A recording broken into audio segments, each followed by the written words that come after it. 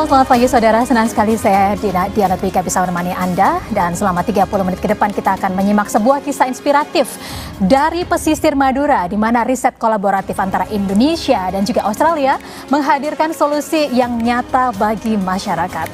Melalui program Koneksi, inisiatif bertajuk Harvesting Hope atau Memanen Harapan, energi terbarukan, air bersih, dan garam berkualitas untuk komunitas garam Madura melalui budidaya rumput laut mempertemukan teknologi mutakhir, kemitraan internasional, dan juga keterlibatan komunitas untuk mengubah mata pencaharian tradisional menjadi lebih berdaya dan juga pastinya berkelanjutan.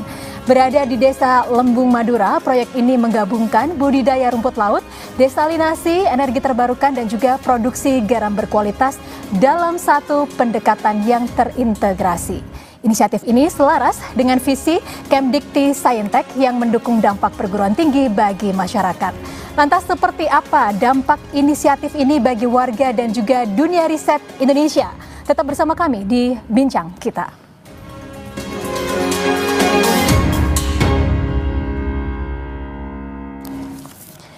Baik, dan saat ini sudah bersama kami Wakil Menteri Pendidikan Tinggi, Ilmu Pengetahuan dan Teknologi Republik Indonesia, Bapak Profesor Dr. Fauzan MPD. Pak Wamen, terima kasih banyak sudah meluangkan waktu hadir di Kompas TV. Terima kasih banyak. Dan juga di samping Pak Wamen, peneliti Koneksi Universitas Trunojoyo Madura, Bapak Associate Profesor Wahyudi Agustiono PSD. Jauh-jauh dari Madura, selamat datang di Kompas TV. Terima kasih sekali. Ini menarik sekali ya ketika kita berbicara tentang riset ini bisa berdampak kepada masyarakat. Pak Wamen. Artinya di sini bahwa kampus-kampus itu diberikan porsi yang lebih, tidak hanya sebagai pendidikan akademik saja di sana, tapi juga diharapkan memiliki riset berdampak secara sosial ekonomi bagi masyarakat. Bagaimana Pak Wamen melihatnya dalam program kampus berdampak ini? Ya, jadi kampus berdampak ini bermula dari satu pemahaman bahwa pendidikan tinggi adalah sebagai pusat peradaban. Sebagai pusat peradaban tentu saja perguruan tinggi tidak hanya sekedar tempat mencari ilmu, akan tetapi juga memiliki peran-peran yang pertama menurut saya yang sangat penting adalah pembentukan karakter bangsa. Dan kemudian juga karena ini menyangkut tanggung jawab peradaban bangsa, maka pendidikan tinggi juga harus berbagi kebajikan. Oke. Nah, atas dasar itulah maka Pak Menteri Pendidikan Tinggi Sains dan Teknologi punya satu visi dalam rangka untuk menerjemahkan visinya Pak Presiden, yaitu Kemendikti Saintek berdampak. Harapan besarnya adalah kita ingin merevitalisasi bagaimana kampus-kampus ini membagi peran strategis yang dapat memberikan kontribusi nyata pada kepentingan-kepentingan atau persoalan-persoalan yang dihadapi oleh bangsa ini. Saya kira ini adalah konsep mendasar, konsep dasar yang harus dijadikan sebagai rujukan bagi penyelenggara pendidikan tinggi di mana saja. Ya, ini artinya bahwa dunia akademisi terutama di kampus ditantang nih ya, diberikan kesempatan juga pastinya ya Pak untuk menyelesaikan problematika sosial ekonomi yang ada di masyarakat. Disitulah Mbak Diana, jadi revitalisasi peran pendidikan tinggi khususnya di bidang membagi kebajikan kepada masyarakat ini menurut saya yang harus dikawal. Iya, jadi tidak hanya sekedar teori, tapi langsung melihat realitanya di masyarakat seperti apa, langsung dicari solusinya seperti apa. Salah satunya ini melalui Harvesting Hope ya, Pak Wahyudi ya. Salah satu contoh yang sudah berhasil yang akan kita ulas saat ini adalah di Madura. Ini adalah salah satu kolaborasi riset, joint research gitu ya, dari Indonesia, Australia melalui program Koneksi. Bisa dijelaskan terlebih dahulu nih kepada kita semua, Harvesting Hope, apa sih sebenarnya? Ya baik, setelah kita depart dari Merdeka Belajar, maka saatnya kita memberikan solusi gitu ya. Jadi apa yang bisa kita provide dari kampus seperti yang diamanatkan oleh Kemendikti. Nah kami melihat bahwa ini bermula dari apa permasalahan yang ada di sekitar kita. Jadi bagaimana kita bisa memberikan dampak, maka kita harus tahu apa yang harus kita pecahkan. Ya. Jadi kalau bahasanya what to research gitu ya.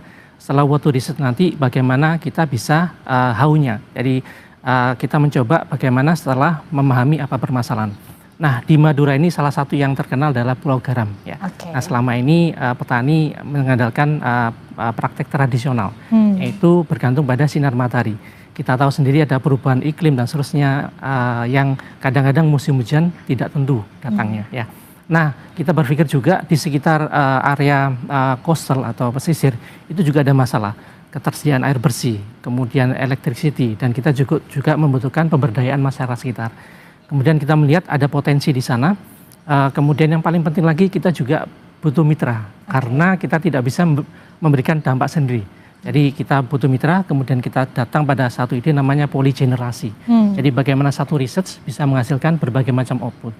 Jadi kita selama ini kalau petani hanya mengandalkan matahari, bagaimana garam mereka bisa ditambahkan rumput laut. Kemudian dari air yang kita desalinasi menjadi air bersih juga. Pada saat bersamaan kita juga memasang solar panel dan satu teknologi namanya Rankine Cycle yang bisa juga merubah panas itu menjadi listrik. Sehingga di sana ada output berupa selain garam sebagai produk utama, ada rumput laut, kemudian ada air bersih dan sumber air listrik yang bisa mengaliri di sekitar situ. Jadi itu yang coba kami kerjakan. Luar biasa nih hanya dari satu riset nih Pak Wamen. Kolaborasi Indonesia dan Australia yang melalui koneksi. Betul. Kalau Pak Wamen melihat riset-riset kolaborasi seperti ini, bagaimana ini bisa membawa dampak positif untuk pengembangan kebijakan, pendidikan Indonesia dan juga melahirkan teknologi-teknologi yang inklusif Pak Wamen? Ya, ini memang akses untuk dapat dieksekusi, ya. Produk-produk riset dari kawan-kawan ini memang menjadi perhatian betul. Oleh karena itu Kementerian Pendidikan Tinggi telah atau sedang melakukan satu gerakan-gerakan aktivitas yang arahnya supaya produk-produk risetnya kawan-kawan pendidikan tinggi ini tidak hanya berujung menjadi prototipe saja. Oke, benar. Tetapi diharapkan akan dapat memberikan dampak manfaat nyata bagi persoalan-persoalan yang ada di masyarakat. Nah, disinilah pentingnya kita berkolaborasi, baik itu perguruan tinggi, apa itu kementerian dan lembaga, kemudian pemerintah daerah, dunia usaha, dunia industri, dan stakeholder yang lain. Ini memang harus bersama-sama. Karena apa? Dengan cara kolaborasi itulah saya kira kita akan dapat mengawal dan menyelesaikan program yang disebut dengan Kemendikti Saintek berdampak itu. Ya, artinya nanti semoga semakin banyak nih Pak ya kolaborasi ya, riset seperti ini ya Pak ya. Harapannya begitu. Benar. Kalau Pak Wahyudi ini sebenarnya apa sih pembedanya nih Pak antara riset yang saat ini dijalankan oleh Koneksi dengan riset-riset akademik yang lain? Perbedaannya seperti apa? Ya, baik. Kami berangkat dari satu ide begini Mbak.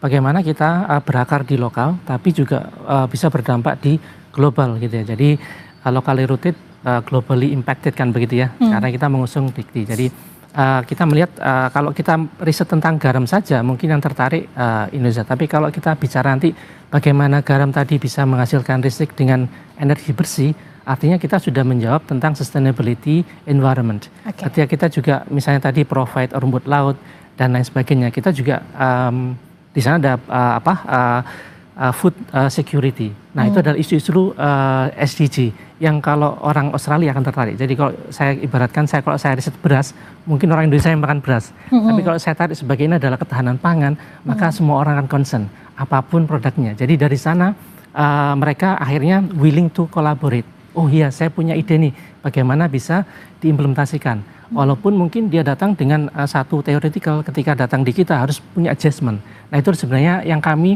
dapat lesson dari sana. Apa yang ada di textbook ternyata nggak 100% bisa berjalan. Dan itu yang betul-betul kami rasakan. Nah, kita juga mendapatkan guidance dari Pak Wamens. Kalau sudah bikin produk, yang paling penting, ini siapa yang off-takernya? Siapa yang harus membeli? Jadi kita tidak hanya berpikir sampai selesai prototype, ini harus sampai pada endpoint gitu ya.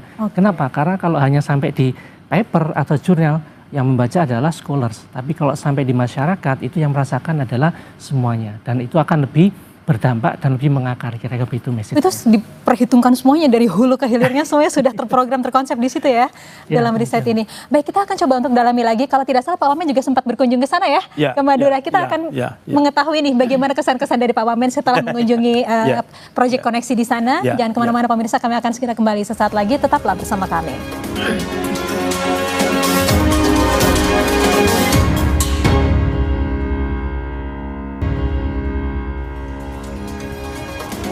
Baik saudara, kita masih membahas tentang Harvesting Hope. Ini adalah salah satu kolaborasi antara Indonesia dan juga Australia dalam bidang riset, dan juga pastinya ini sejalan dengan program pemerintah tentang kampus berdampak. Masih bersama dengan Profesor Dr. Fauzan, Wakil Menteri Pendidikan Tinggi, Ilmu Pengetahuan dan Teknologi Republik Indonesia, dan juga peneliti koneksi Universitas Trunojoyo Madura, ada Profesor Wahyudi Agustiono.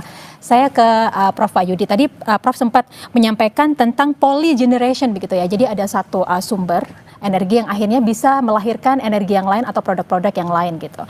Nah, ini ketika akhirnya diimplementasikan di program koneksi ini di Madura gitu. Tantangannya seperti apa yang dihadapi di sana? Pastinya tidak mudah. Ya baik, flashback tantangan pertama adalah bagaimana kita menyampaikan ide gila itu kepada orang yang sangat awam. Kita di akademis saja mungkin ada debatable ya, apalagi di awam. Jadi kita harus membahasakan dengan bahasa yang betul-betul mereka bisa pahami dan konteks mereka. Dan yang paling penting lagi, mereka tergerak untuk support kita. Karena tanpa mereka kita nggak bisa. Karena mereka yang punya masalah, mereka yang tahu detail di lapangan. Nah, kita sebagai seorang peneliti harus objektif bagaimana memberikan solusi yang benar-benar bisa berdampak buat mereka. Jadi tantangan pertama. Tantangan kedua karena adalah kolaboratif antar negara, antar disiplin, kemudian antar lembaga, ada administrative burden, perbedaan waktu ya. Misalnya di Australia udah bangun, kita masih tidur ya. Harus berkoordinasi. Dan itu salah satu challenge, tapi itu adalah bagian yang harus kita lakukan ya. Tantangan berikutnya adalah bagaimana setelah ini. Nah, ini yang paling menjadi pertanyaan besar.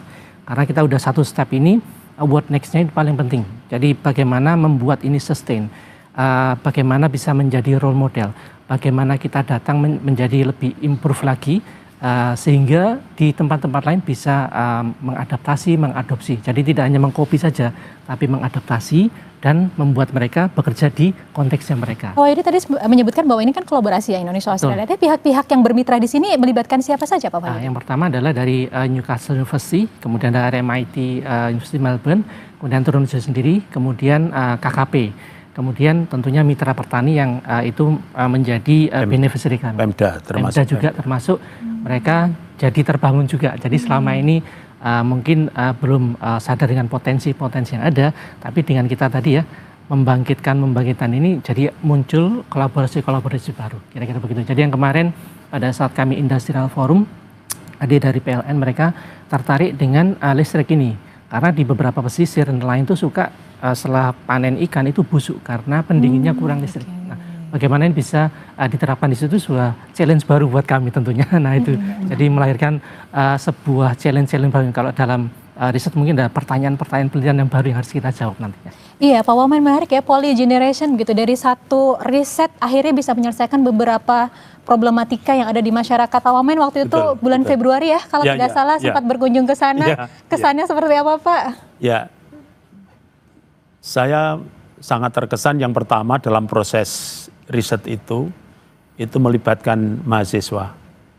Artinya mahasiswa tidak hanya sekedar belajar di kampus, tetapi dihadapkan pada challenge yang menurut saya sangat bermanfaat, bisa memberikan pengalaman, pengetahuan pada mahasiswa. Kemudian yang kedua, terlepas dari itu, dari sisi pertanian, dari sisi petani akhirnya memahami, dia memiliki pengetahuan, pengalaman bagaimana memproduksi garam ya, memproduksi garam yang lebih baik kan gitu. Nah, kemudian yang kedua, kesadaran untuk meningkatkan kualitas dari petani ini menjadi menarik. Nah, tetapi juga tidak kalah pentingnya riset yang dilakukan oleh kawan-kawan Prof. Wahyudi dan kawan-kawan ini juga memberikan dampak ekonomis yang menurut saya sangat signifikan. Dengan adanya riset yang dilakukan oleh kawan-kawan Pak Wahyudi dari Trunojoyo ini telah memberikan tambah value secara ekonomis. Nah, dari sinilah semangat kampus berdampak ini tidak hanya sekedar bisa memproduksi, tetapi endingnya adalah mampu meningkatkan kesejahteraan masyarakat. Saya kira itu Mbak Diana. Iya, boleh dong Pak. Ini dielaborasi lagi tadi dari jawaban Pak Wamen. Di kehidupan nyatanya masyarakat di sana begitu ya, dampak-dampak yang sudah dirasakan ini apa bisa disebutkan untuk kita? Kalau kami harus membahasakan hasil itu bisa berdampak langsung. Seperti misalnya contohnya air bersih. Iya. Jadi dengan adanya prototipe itu, masyarakat sekarang tersedia air bersih, tidak air bersih tapi potable, bisa diminum karena teknologi kami menyaring mikro resource-nya. Nah, yang paling gampang kita kasih perhitungan. Kalau beroperasi 8 jam itu bisa menghasilkan kurang lebih 500.000 penjualan, dan itu dengan harga di bawah air minum yang kemasan sebelumnya. Wow. Jadi kita harus menunjukkan ini loh sebelum adanya kita dan sudah adanya kita, dan mereka merasakan sendiri sehingga mereka secara voluntary juga mendukung. Itu di area yang remote area, dan mereka juga menjaga itu aset ya. Jadi kalau itu tanpa mereka juga sadar juga, maka tidak bisa. Dan tadi Prof sampaikan juga, saya lupa untuk memberikan kredit pada mahasiswa. Jadi keberlanjutan ini itu sangat tergantung dengan mahasiswa juga, karena mereka itu yang mungkin punya spirit, punya tenaga yang lebih daripada kita, dan mereka mungkin eksplorasinya lebih tinggi. Jadi kadang-kadang beberapa isu ditemukan oleh mahasiswa, seperti pada satu saat kita punya kegagalan, rumput laut kita mati, Mbak. Ternyata kenapa? Karena ketercukupan air laut itu kurang, pada satu airnya surut. Nah ini gimana investigasinya? Mereka datang malam hari jam 12 malam. Itu melihat pintu air, ternyata itu harus ada pintu air otomatis, Pak. Sehingga nanti bisa mengontrol debit air ini, sehingga rumput laut tetap terjaga. Itu bukan dari kami. Dari mahasiswa. Oke. Ya kira-kira begitu. Jadi kita benar-benar sebagai researcher juga belajar, Mbak, dari fenomena, dari apa yang kita alami, itu pembelajaran buat kita. Jadi kampus kita sekarang tidak lagi di ruang-ruang itu, tapi di masyarakat, di field, on the field, itu adalah kampus-kampus. Iya benar sekali, bahwa pendidikan itu tidak seharusnya terkotak-kotak dalam ruang kelas ya Pak ya. Betul, apalagi teknologi sudah kayak begini kan. Benar-benar. Sehingga pengertian kelas itu tidak harus sebuah bangunan tembok yang tertutup, dan itu kemudian akan melahirkan satu model pembelajaran yang menurut saya stratifikasinya terlalu tinggi. Iya. Tetapi kalau itu di lapangan, maka peran-peran seorang dosen itu menjadi dosen akhirnya juga menjadi fasilitator. Jadi pendampingan bahasanya. Kalau itu di lapangan, maka yang saya katakan dalam rangka untuk mendukung program Pak Menteri, kampus berdampak itu sebenarnya lebih banyak menjalankan praktek-praktek lapangan itu. Itu. Nah, yang menjadi pertanyaan selanjutnya, bagaimana keberhasilan ini tidak berhenti sampai di sini, bisa direplikasi di berbagai wilayah di Indonesia. Betul. Akan kita bahas di segmen selanjutnya. Dan saudara jangan kemana-mana, karena kami akan segera kembali sesaat lagi. Tetaplah bersama kami.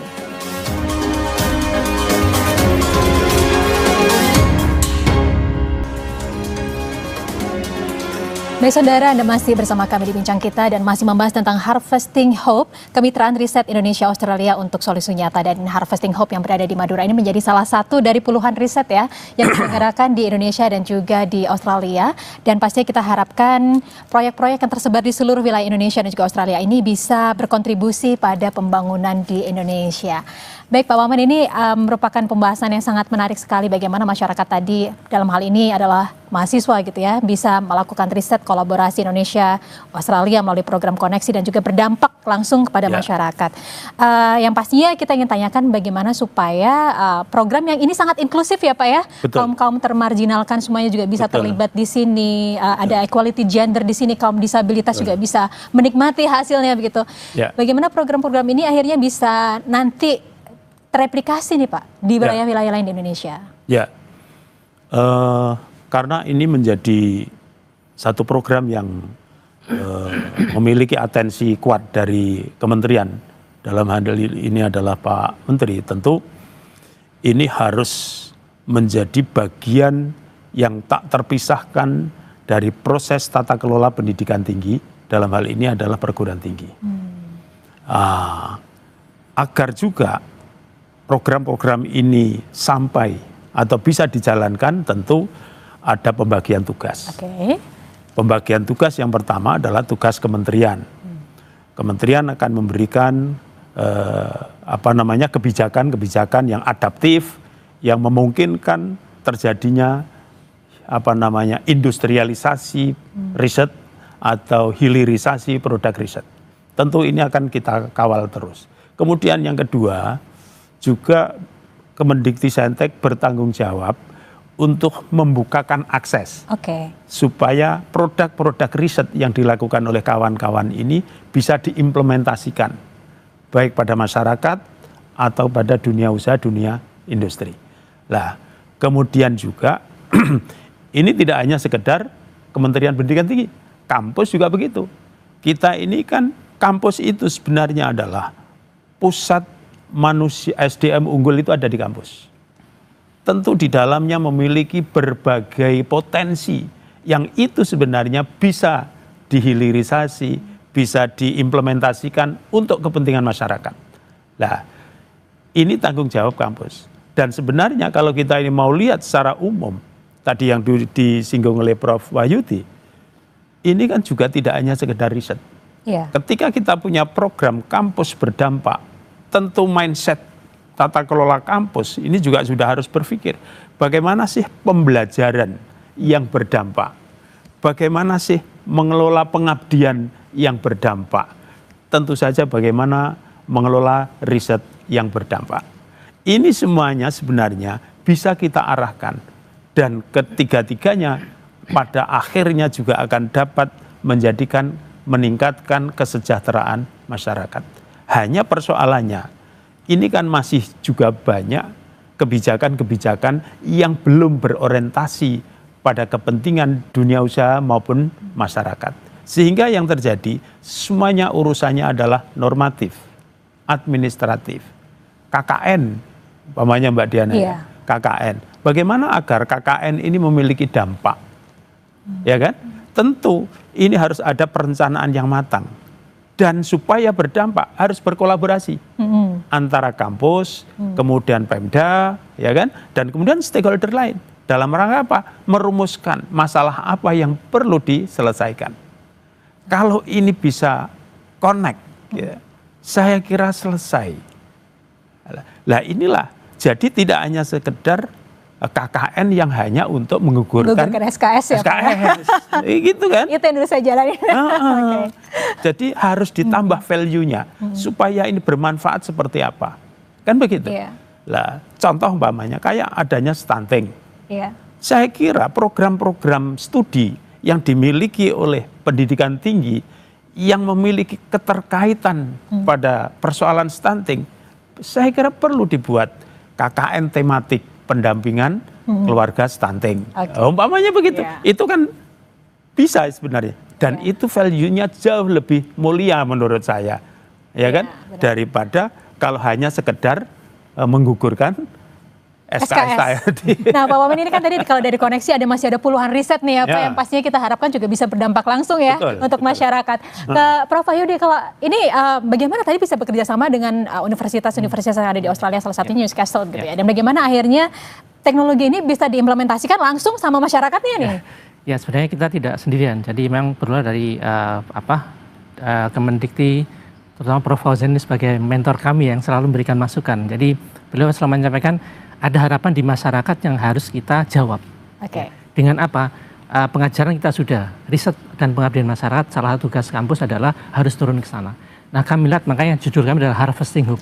Di sana ada harapan masyarakat yang ingin masalah-masalah yang dipecahkan.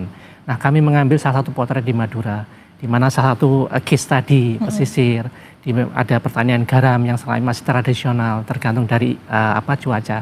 Gimana kita bisa add value tadi ya, dengan menambahkan ini, dan mereka sekarang punya pride itu ya. Okay. Wah, kita ada Australia datang dan sebagainya. Jadi seperti tadi saya sampaikan, kenapa bisa orang luar datang ke sini, karena mereka ini adalah tidak hanya sekedar isu garam, tapi ini adalah SDG yang mereka juga harus hadir di sini. Okay. Dan di sana ada kebetulan juga ada koneksi yang juga semuanya inline juga. Jadi kalau saya melihat, kalau ada satu masalah, kita hanya menyelesaikan dari satu bidang, maka selesai satu. Tapi kalau dengan berbagai bidang, maka kita akan selesai. Seperti dulu kalau COVID itu masalah kesehatan. Tapi kita selesai dengan orang IT apa? Peduli lindungi. Kita selesai dengan vaksin. Kita selesai dengan orang campaigns media. Sama juga, garam juga demikian. Kalau hanya selesai dengan ilmuwan garam, maka selesai dengan garam. Tapi kita datang dengan birokrasi, ada fasilitas, ada pintu dibuka, kita dihubungkan. Kita ini nggak bisa kalau menghubungkan dengan lain. Nah, ini tugasnya regulator yang membantu kami. Jadi kita harus benar-benar link, ya, terkoneksi, spirit kami terkoneksi. Nah, dari situ nanti kita akan bisa saling berbagi tugas, Mbak. Kalau kita hanya memikirkan riset, ya riset saja. Tapi bagaimana misalnya ini bisa kita sebagai output kita adalah inputnya buat Kemenristek, output kita buat masyarakat juga kasih input kita lagi. Ternyata ada lagi agenda-agenda lagi yang harus kita jawab. Atau research question yang harus kita selesaikan lagi setelah ini. Kira-kira begitu. Oke ya, yang pasti kita harapkan memang dari program pemerintah Kampus Berdampak ini memang menjadi sebuah kesempatan, pintu terbuka lebar dengan dukungan dari Kementerian Pendidikan Tinggi, Riset dan Teknologi supaya mahasiswa ini benar-benar bisa menghadirkan solusi yang nyata begitu ya, Prof, untuk masyarakat. Dan kita harapkan juga riset kolaborasi Indonesia-Australia ini juga bisa menyelesaikan berbagai problematika yang ada di Indonesia seperti itu. Betul. Kami mohon maaf sekali karena ternyata durasi kita sudah habis, tidak terasa waktunya. Terima kasih banyak untuk bincang-bincang yang sangat inspiratif ini. Baik, Profesor Dr. Fauzan, Wamen Pendidikan Tinggi Sains dan Teknologi Republik Indonesia, terima kasih sudah hadir di sini. Sama-sama, Mbak Diana. Associate Profesor Wahyudi Agustiono PhD, peneliti Koneksi Universitas Trunojoyo Madura, dan di sini kita mengkonklusikan bahwa riset tidak hanya sebatas di laboratorium ya, dari riset kecil ternyata bisa membawa dampak besar kepada masyarakat Indonesia, salah satunya melalui program Koneksi ini. Baik, demikian saudara perbincangan kita pada pagi hari ini. Saya Diana Dwika undur diri, terima kasih banyak atas kebersamaan Anda. Selamat pagi, sampai jumpa. Terima kasih banyak.